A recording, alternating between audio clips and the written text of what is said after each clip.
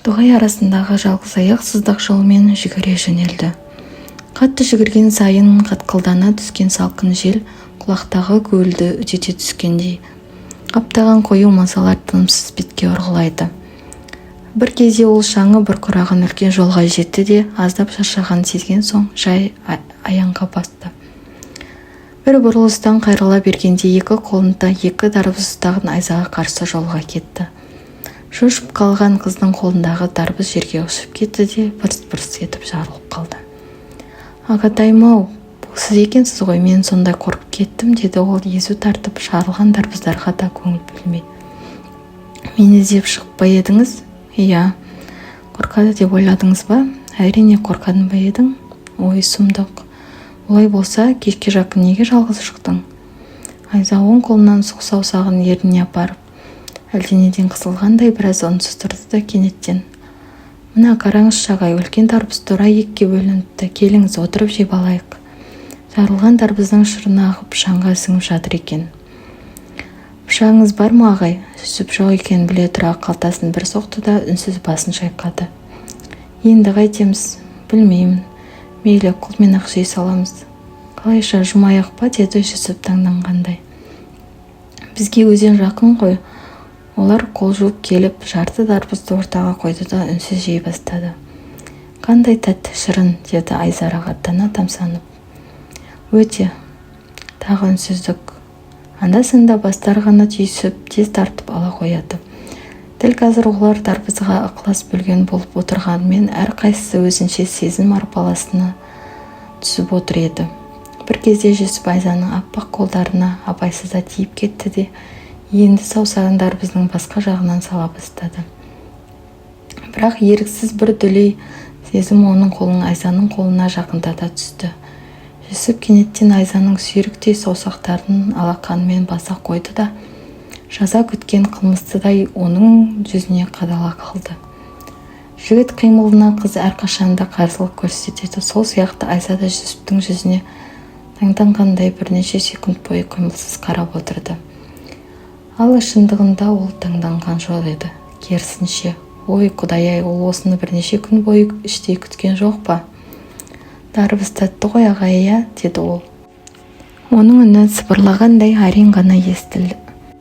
Жүсіп Айзаның қолын босатты да: «Өте тәтті», деді даусы дірілдей шығып. Олар орындарынан тұрды да өзенге барып қолдарын жуды. Әлгі бір екеуіне де дарбыздан мың есе тәтті боп көрінген қимыл сөз тетігін бітеп тастағандай болды. «Біз енді не істейміз?» деді Айза ұзақ үнсіздіктен соң Жүсіпке қарап. «Не істегені қалай?» «Дарбызды қайта барып алайық, жақын ба?» «Жақын». Олар солай қарай жүгіре жөнелді. Айза қалып қоя берген соң Жүсіп оған қолын созды. Айза алғашқы кезде тартыншақтап Жүсіпке саусағын ұшын ғана ұстатты. Бірақ біраз жүгірген соң қыздың кішкене алақаны қыса ұстаған жігіт қолынан көрінбей кетті. Бір кезде Жүсіп күліп тұра қалды да: «Тыңдашы», деді Айзаға үрейлене қарап. «Нені?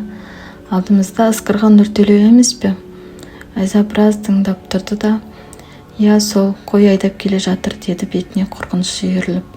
«Кері қайтамыз ба?» «Сөйтсек сөйтейік». Олар кейін қарай жүрді. Бірнеше минуттан соң Жүсіп тағы да тұра қалып: «Айза», деді, «біз неге шошынамыз? Не істеп едік соншалықты?» Айза ойлағандай сәл тұрды да Жүсіпке барып: «Шынында біз не істеп едік? Неден қорқамыз?» деді оның сөзін қайталап. «Жүр, кейін кеттік». Олар екі-екіден дарбыз алып үйге жеткенде қараңғы едәуір үйіріліп қалған еді. Бұлардың өздері соншалықты шошынғандарындай, жолда жолыққан нүртелеу де қара күңгірт үйдің ішіне шыдамсыздана күтіп алған Айғаны Мәжиде ешқандай күдіксіз қарсы алды. Керісінше күнне кешке қауындыққа бірге баруға екеуі де еркіндік алды. Әрине, олардың онсыз да бір жүруіне толық қақылары бар еді. Алайда әрқайсысының жүрек түбінде бұғып жатқан туысқандық қатынастан басқа бір нәзік сезім екеуін қатынастың қандай түрінен болса да алшақтатып тұрды.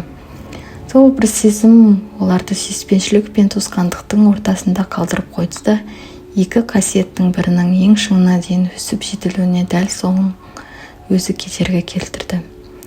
Әйтсе де туысқандық пердесін жамылған ол сезім бара-бара буырқана өсіп, ерте ме кеш пе ол перденің тас талқанын шығаратыны, артынша айықпас апатқа ұшырайтыны айдан анық еді. Дәл осы апатқа екеуінің де ақыры бір ұшырайтынын біле тұра, олар бейне бір соқыр адамша алға ұмтыла берді. Осы бір уақиғадан кейін Жүсіпті ауыр ой билеп алды. Ол ұзақ күндерді тоғай ішінде сенделумен өткізді. Кей күндері қолына мылтық алып қырғауыл атуға шыққан болды. Бірақ көңіл аударамын ба деп жасалған бұл айланың бәрі де амал болып жарытпады. Керісінше осы бір қысқа ғана көзден таса болудың өзі оның Айзаға деген сағынышын арттыра түсті. «Қарындасым», деді ол осындай кештердің бірінде. «Саған берген уәдемді орындадым-ау деймін. Тыңлап көрсең қайтеді?» «Сіз нан шығарып қойдыңыз ба?» деді Айза орнынан атып тұрып. Қуаныштан ол даусының шығып кеткенін де байқамады. «Солай болған сияқты. Кәне, орындап көріңізші». Жүсіп қолына баянды алды да баяу үнмен мұңлы әнді бастап кетті. Оның жүрегі бейне бір ұстаз алдында сынаққа түсіп отырған мектеп оқушысындай тынымсыз дүрсілдеп тұр еді. Жүсіп өз шығармасының қарсы алдында тұрған тұңғыш сүйікті тыңдаушысына қалай әсер етіп келе жатқанын байқау үшін қарындасына көз алмады. Айза әлдене есіне түсіп кеткенде кей жерлерінде болмашы ғана езу тартты. Кей жерлерде алысқа қадаған қарақат көздерін Жүсіпке бір тастап, ақырын ғана күрсінді. Жүсіп оның саусақтарының болар-болмас дірілдеп тұрғанын сезді. Әсте бұл ән дәл өзінің арналып шыққанын ол байқаса керек. Ән біткен кезде Айза ештеңе деп тіл қатқан жоқ. Тек бірнеше минуттардан соң: «Ағай, сіз бұл әнді маған үйретіп кетесіз ғой, иә?» деді баяғы жайдары үне салуға тырысып. «Сөз жоқ, үйретемін». Дәл осы кезде Айзаның алғаш рет Жүсіпке: «Сіз ән шығарсаңыз дүниеге менен артық қуанышқа бөленген адам болмас сірә» деген сөзі екеуінің де есіне түсіп кетті де бір-біріне әлденеден ақтала қарасты. Жүсіп Айзаның не себепті шексіз қуанышқа бөлене алмай отырғанның себебін әрине жақсы түсінді. Сондықтан әннің қалай шыққандығы туралы сұрап, қарындасының дәл қазір жанын азапқа салғысы келмеді де салқын ауа жұту үшін тысқа шығып кетті. Ол далада біраз уақыт қыдырып жүргеннен кейін үйге қайтып кіргенде Айзаның стол жанында дірілдеп тұрғанын және қолында умаждалған қағаздың бар екенін көрді. Айза өзінің сол бір нәзік сезімінің нәтижесінде көзіне моншақтаған жас алғанның шындығында енді жасын ұстай алмады. Одан әрі соза беруге оның нәзік жаны төзе алмаған еді. Ол стол үстіне қағаз лақтыра салды да ұялғаннан от боп жанған бетін алақанымен босқан бойы далаға жүгіре жөнелді. Жүсіп бейне бір суға сүңгитін адамша демін ішіне тартып алды да дірілдеген саусақтарымен стол үстінде қағазды алып дәл бір қолына мен ұстағандай ақырын ғана аша бастады. Қағазда бұлай деп жазылыпты: «Ағатайым менің, сіз бұл жерден кетіңізші, мүмкіндігінше тезірек. Мұнан әріге төзе алмаймын, аяңызшы мені». Жүсіп жуық арада сауға қоймайтын ром ішкен теңізшідей теңселіп кетті. Ол қағазды умаждаған бойы қалтасына салды да столға сүйеніп ұзақ тұрды. Қанша уақыт тұрғанын кім білсін? Жүсіпжан, тамағыңды іш деп шақырған әжесінің даусынан ол селк етіп оянып далаға шыққанда Айза басына көрпені тарс бүркеніп, не ұйықтағаны, не ояу екені белгісіз қимылсыз жатыр екен. Айзаны айғаным әже қанша оятса да ол жансыз адамдай баяғысынша селт етпестен жата берді. Оған не болған, ауырып қалған жоқ па деген ағасы мен жеңгесінің сұрағына Жүсіп пен айғаным әрине қайдам деп жауап берісті. Ас үстінде Нұртөре Жүсіпке: «Саған бұл жер ұнамады ма, неге көңілсізсің? Оқуды бітірген соң қайда орналасатын ойың бар? Бізге енді қашан келесің?» деген сияқты сұрауларды астын үстін беріп, оның жауабын да күтпестен әр нәрсе туралы сампылдап сөйлеумен болды. Жүсіп оның сұрақтарына қысқа-қысқа жауап беріп келді де: «Ағай, мен ертең жүретін едім» деген айта салды. Әрине мұндай күтпеген сөзден бәрі де түртілкініп, бір ауыздан неге деп шошып кетісті. Бұл сұраққа Жүсіптің әрі оңай, әрі ешқашан қарсылық көрсетіп, шара қолдандырмайтын жауабы әзір еді. Ол демалыс мерзімінің бітіп қалғандығы деп сылтау айту. Олар Жүсіптің сөзіне амалсыз көнді де жиендерін соншалықты тез әрі күтпеген жерден кетемін дегеніне өкіне түнгі ұйқыға аттанысты. Жүсіп көзі іле алмай шоқ бұлттардың сүңгіп өтіп батысқа қарай безектеп бара жатқан айға қадалған бойы ұзақ жатты. Өзгелердің бәрі де өлі ұйқыда. Анасының қасында жатқан 4 жасар бала ғана анда-санда суда ойнаған жұртандай аунап түсіп, қайтадан тәтті ұйқыға кетеді. Жүсіп осында келгеніне баршынша өкінді. Дәл қазіргі оның ойындағы нәрсе Айзамен қайткен күнде бір болудың ретін іздестіру емес, керісінше оның қайткен күнде ұмытудың амалы еді. Ленинградқа қайтып барған соң мүмкін ұмытармын деп ойлады ол іштей аһ ұрып. Барлық оқиғаның төрешісі уақыт қой, тізгінді соған тапсырудан басқа амал қалған жоқ. Ол ақырын Айза жаққа бетін бұрды. Айза баяғы қалпынша әлі жатыр. Осыдан соң Жүсіп біраз жатты да тыныш бір ұйқыға кетті. Көзі жұмылған соң ол Айза туралы түс көрді. Түсінде олар дәл баяғы көк майсаның үстінде отыр екен. Жүсіп оған қарап ешқандай тіл қата алмай, тек Айзаның қап-қара шаштарын алақанымен сипалай береді. Кешір мен Айза, деді ол, басқа не істеуім керек, сен ақыл қосшы.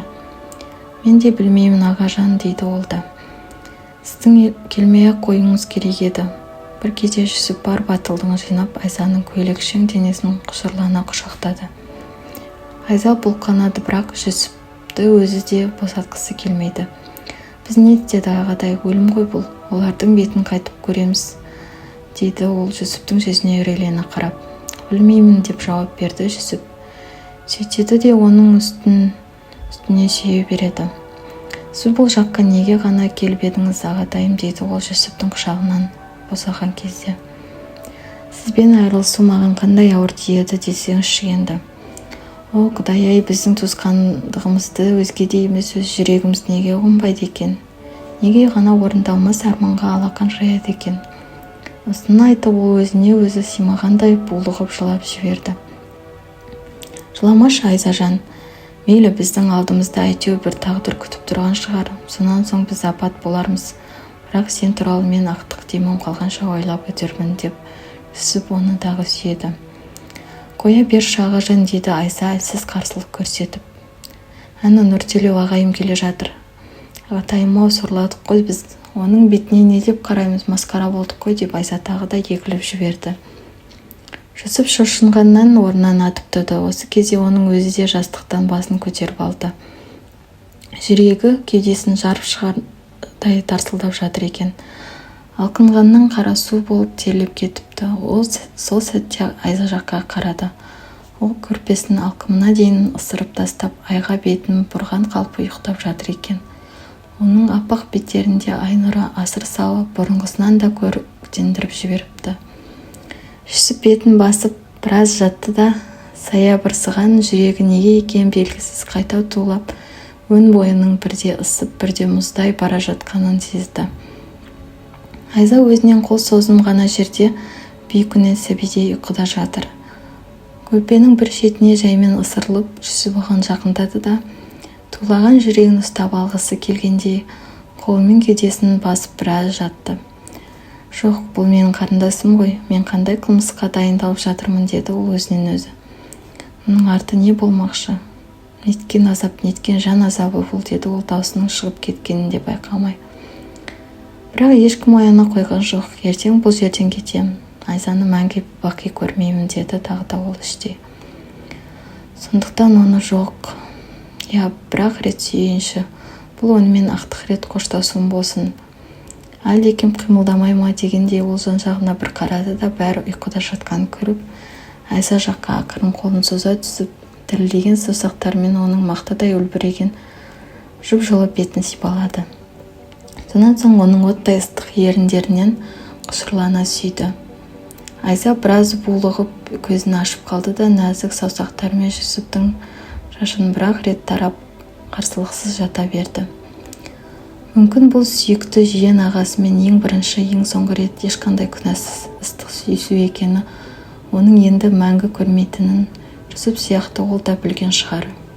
Жүсіп басын көтеріп алды да, созылған кеудесін төсегіне қайта жинап алды. осы түн өзіне бүкіл өмірінің ішіндегі ең бақытты түні болатынын ол жан тәнімен сезініп, ыстық сүйістің ләззатына мас болғандай қимылсыз жатты. Айза сол баяғысынша қимылсыз.